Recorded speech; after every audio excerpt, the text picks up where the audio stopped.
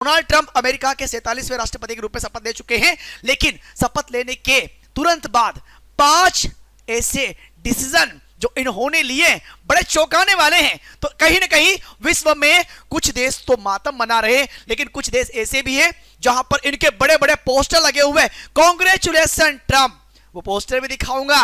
तो नमस्कार साथियों, मैं हूं संतोष वर्मा। स्वागत है आप सभी का दीप्ति सिंह एकेडमी इंदौर के ऑनलाइन प्लेटफॉर्म पर। तो आज डिस्कस करने वाले हैं कि ऐसे कौन से वो 5 डिसीजन हैं जिनके डिक्लेयर होने के बाद में विश्व में कहीं पर तो मातम छा गया और कहीं पर खुशियों की लहर है। तो चलिए बढ़ेंगे यहां से आगे। आप आगे देखोगे तो इस प्रकार से डोनाल्ड ट्रंप महोदय काफी मुस्कुरा रहे हैं। भाई खुशी इस बात की है कि दूसरी बार वो यूएसए के राष्ट्रपति बन चुके हैं।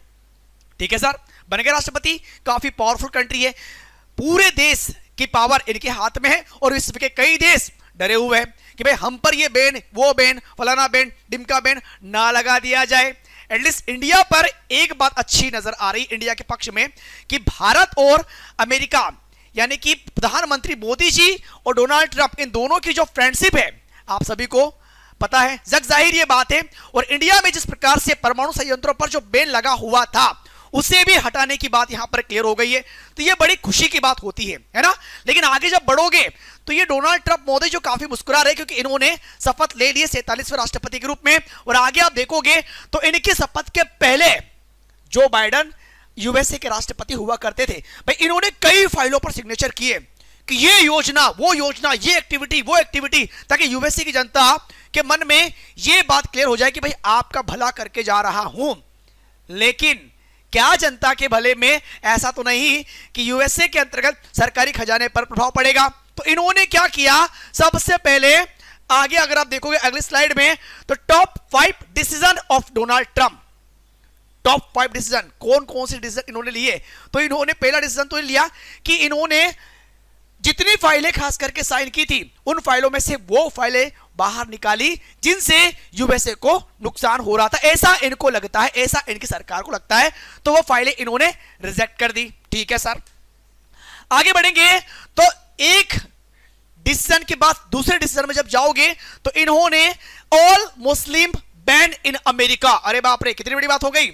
जितने भी मुस्लिम है, खास करके कुछ ऐसे सिलेक्टेड देश आपको बताऊंगा, लेकिन मुस्लिम बैन इन अमेरिका, अमेरिका में मुस्लिम अलाउ नहीं होंगे। अब जब ये बात हुई, मैं तीसरी बात की बात करूंगा, उसके बाद में इसको एक बार और एक्सप्लेन करूंगा। थर्ड पॉइंट की ओर, वर्ल्ड वॉर 3 को रुकवाएंगे डोनाल्ड ट्रंप। 3 बातें हो गई सर, 3 डिसीजन। ठीक है, चौथे डिसीजन की ओर बढ़ेंगे तो अवैध प्रवासियों का कब्जा जिस प्रकार से अमेरिका में है उन पर शिकंजा कसेंगे। 4 हो गई। और भारत और अमेरिका के बीच में एज अ फ्रेंडशिप के तौर पर जो फैसले लिए जाएंगे वो भारत के पक्ष में होंगे। ये 5 डिसीजन आप लोगों को वर्तमान में इन्होंने काफी यहां पर क्लियर कर दिए। लेकिन सबसे बड़ा मुद्दा पता है कौन सा उजागर हुआ, जो कौन सा ट्रेंडिंग में चल रहा। तो ट्रेंडिंग में चल रहा है कि इन्होंने ये कहा कि all Muslim ban in America. तो ऐसे में जितने भी अमेरिका में मुस्लिम थे सब आगे सड़कों पर।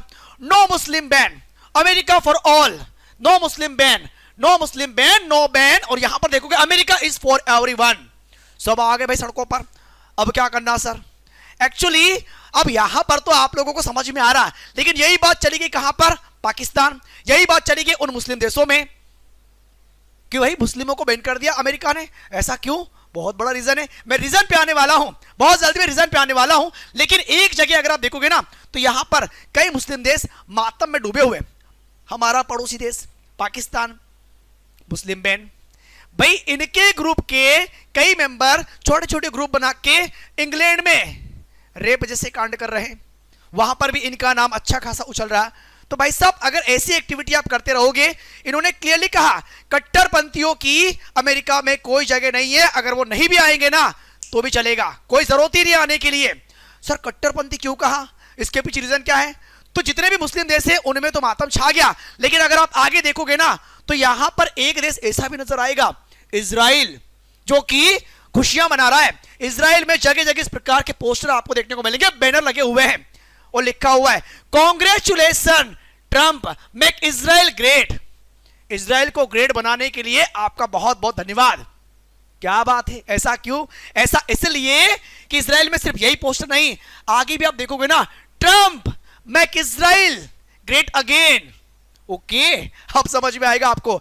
एक्चुअली अमेरिका इजराइल को सपोर्ट करता है, यह बात जग जाहिर है, वेपन्स देना, ठीक है। इजराइल काफी पावरफुल कंट्री भी है। इजराइल और फिलिस्तीन इनका चल रहा है झगड़ा, युद्ध चल रहा है। फिलिस्तीन को सपोर्ट करने के लिए कई मुस्लिम देश खड़े हो गए। फिलिस्तीन को सपोर्ट करना मतलब कि इजराइल के खिलाफ जाना, और अगर इजराइल के खिलाफ जाना इसका मतलब अमेरिका के खिलाफ जाना। अब ये बात क्लियर हो गई भाई साहब, ये बात क्लियर हो गई।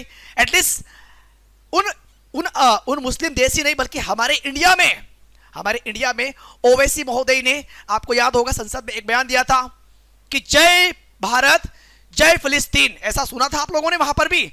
तो भाई साहब कई हमारे नेताओं ने ऑब्जेक्शन क्रिएट किया कि भाई साहब आपको भारत माता की जय बोलने में दिक्कत होती है, आपको राष्ट्रगान गाने में दिक्कत होती है, लेकिन वहां पर फिलिस्तीन जहां पर अटैक चल रहा है आपको उसकी फिक्र पड़ी है।